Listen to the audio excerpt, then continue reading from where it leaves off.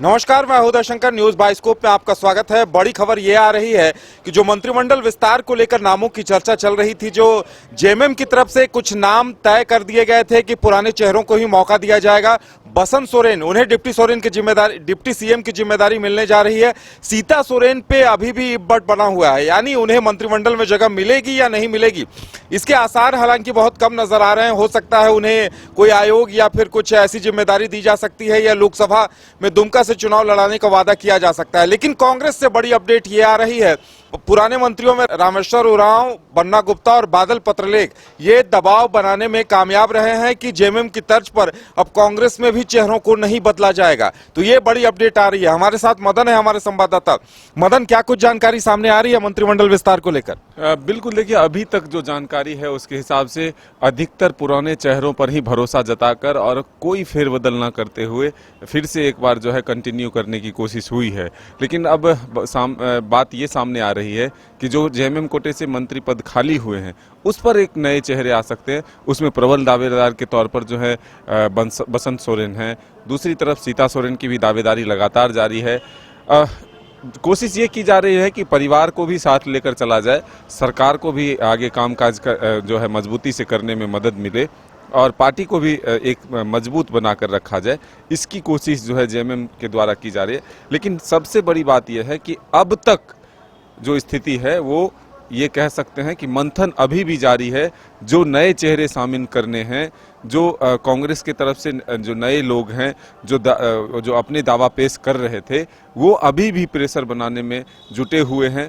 कांग्रेस के प्रभारी को फिलहाल झारखंड में रुकना पड़ा है मंत्री पद के विस्तार के लिए, मंत्रिमंडल के विस्तार के लिए। तो ऐसे में हम कह सकते हैं कि मंथन दोनों तरफ फिलहाल जारी है, क्योंकि मुसीबतें इसलिए बढ़ रही है क्योंकि पार्टी के जो मुखिया थे, जो डिसीजन लेते थे वो सर्वमान्य होता था, यानी कि हेमंत सोरेन जब तक थे तब तक कोई इफ बट नहीं होता था। लेकिन अभी जो है दावेदारों की संख्या बढ़ रही है, लोग मुखर होकर के अपनी बात जो है सामने रख रहे हैं। तो ऐसे में कहीं ना कहीं कोई परेशानी जो है कुछ न कुछ जरूर हो रही है।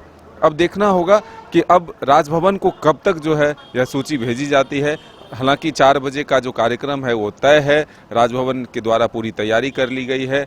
जो वहां से प्रसारण होने हैं उसको लेकर के एक तरह से कहें तो अब लिंक भी जारी कर दिए गए हैं। तो ये तय माना जा रहा है कि आज मंत्रिमंडल का विस्तार जो है वो होगा। लेकिन मदन, ये कहा जा रहा है कि कांग्रेस में एक अनार 100 बीमार वाली हालत हो गई है, क्योंकि मंत्री पद 3 अगर पुराने चेहरों को बदला भी जाता, लेकिन उसमें अनूप सिंह, प्रदीप यादव, अंबा प्रसाद, पूर्णिमा नीरज और दीपिका पांडे, कई ऐसे नाम हैं। अगर इनमें से 3 को मौका दे दिया जाए तो बाकी 3 मतलब एक बहुत बड़े हंगामे की स्थिति पैदा हो जाएगी। शायद इस वजह से कांग्रेस आलाकमान इस निर्णय पर पहुंच रहा है कि पुराने चेहरों को ही मौका देकर नया विवाद को खड़ा ना किया जाए। बिल्कुल, हम भी यही कह रहे हैं कि महज कुछ ही महीने जो हैं अब बचे हुए हैं सरकार के कार्यकाल के। 2 लोकसभा चुनाव और विधानसभा चुनाव होने हैं। ऐसे में सरकार ये चाहती है कि जो पार्टी में ऑल इज वेल चल रहा है उसको बरकरार रखा जाए, किसी एक को मंत्रिमंडल में शामिल करके दूसरे को निराश न किया जाए। जो लगभग 4 साल के कार्यकाल पूरा कर चुके हैं, तो महज कुछ महीनों के लिए फेरबदल करके जो है नई मुसीबतें ना ली जाए, ये कोशिश की गई है। बिल्कुल, तो अब महज कुछ घंटों का इंतजार है। हालांकि नामों की सूची अभी तक तय नहीं हुई है, अभी तक ऊहापोह की स्थिति बनी हुई है और बताया ये जा रहा है कि राजभवन तक अंतिम सूची नहीं पहुंची है। शाम को शपथ ग्रहण होना है। इंतजार इस बात का रहेगा कि क्या कुछ होता है। हम आपको पल पल की अपडेट देते रहेंगे। फिलहाल इतना ही, हमें दीजिए इजाजत। आप देखते रहिए न्यूज बाइस्कोप। नमस्कार।